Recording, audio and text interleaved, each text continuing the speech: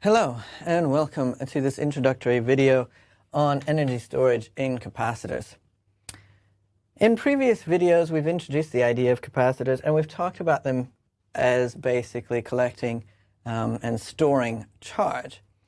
But in this video we're going to realize that if you're storing a bunch of charges, that actually means you're storing energy. And that's because as we bring charges next to each other, for instance if we put a bunch of positive charges on one plate of our capacitor, which is of course what we have in mind. So we're supposed to be storing things. We've got one plate there, we've got another here. Our idea is that we've got some total charge Q, which makes this plate have some potential V compared to this plate, which will have potential 0. Then this thing is clearly got a lot of charges. But bringing them all together, all these positive charges, they want to repel. So that's definitely got some energy. So just the fact that we've collected a bunch of charges, because those charges have some potential energy, it means that we are actually storing energy in this system. Okay? And that's not surprising because we're setting up this nice uniform electric field. If I draw it correctly, that's going from those positive charges over to the other plate, like that. And that is what we're trying to do. And in order to set up that electric field, that's going to have some energy associated with it, basically because of the fact that we've collected these charges. So suppose we wanted to calculate that energy. What energy are we storing? So how are we going to calculate that? Well, remember that the change in the potential energy is minus the work done by the electric field. So let's ask the question, if I was just going to move one more positive charge across the plate along some displacement d, then what work am I doing there? Well, we know that the work for a constant force case, which we have because we have a constant field, so if the field is constant, we know the force is constant. So the work for this nice constant force case, keep the minus sign, but the work is force times distance times the cosine of the angle between the force and the displacement. So this positive charge is being repelled by the other positive charges, so that is the direction of the force, that's the direction of displacement. Those two are anti-aligned, so that cosine theta is going to give us a -1, which will cancel this minus sign and just leave us with the fact that it is force times distance. So what is the force?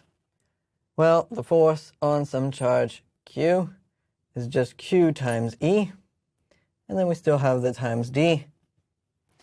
But then, of course, we can also recognize what this is. This product of E and D is actually just saying we've got Q times V, that potential that we're looking at. So great, we now know the energy of moving this last charge, basically. It went across this potential of V. In order to do that, it had a change in its energy that was equal to this Q times delta V. Great. So we've now sorted that. What can we do with that, really? So this would be great, except that it doesn't describe our final situation. What is the total energy of all of these charges? It only talked about the energy of moving this one charge over there. We need to think about assembling each of these charges. How did this one get here? How did that one get here? What was the energy as we moved this one and this one and this one and so on?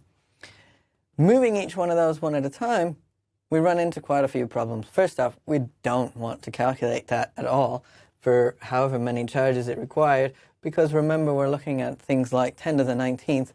If we're talking about just 1 coulomb of charge, then we've got 10 to the 19th particles making up that charge, roughly speaking.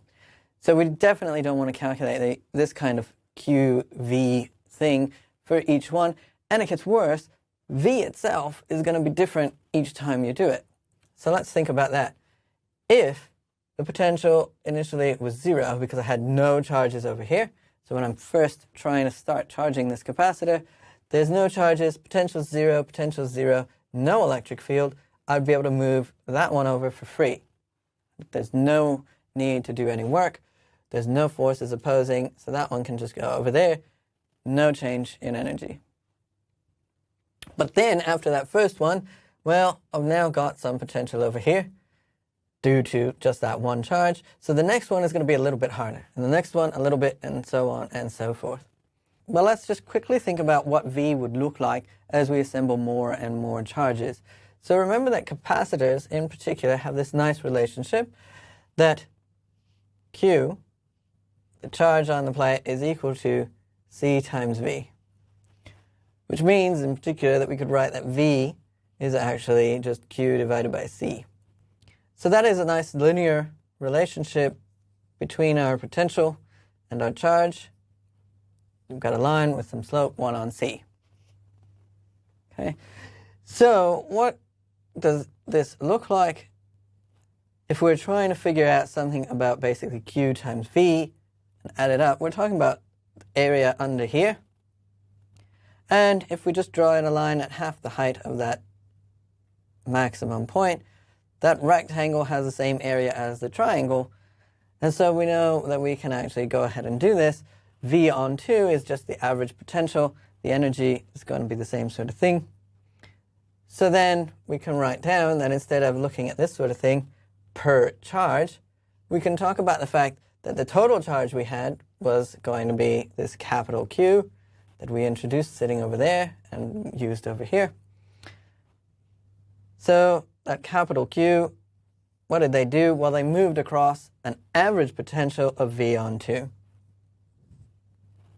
That was delta P E. So there's our expression for delta P E of this capacitor, or the potential energy of the fact that we've got a charged capacitor with total charge Q and potential V. It's just QV on 2. Now, because we have this expression here, that Q is CV, we can of course put that back in here again, replacing this Q, and we can write that that's going to be just CV squared on 2. So I can go ahead and manipulate this one. So let's take a look at the CV squared on 2. And let's manipulate that a bit. So what I'm going to do, which is kind of silly at first, maybe, is I'm going to multiply this by C squared on C squared. I'm going to replace this C squared with some stuff. So what is C by itself? So that's just rearranging this one. C is Q on V. So I'll replace that C squared in the numerator with that expression. So I had a C, I had a V squared.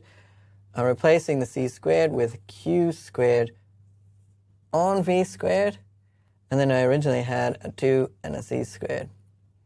So you can see that that one then turns into, just get rid of some V squareds.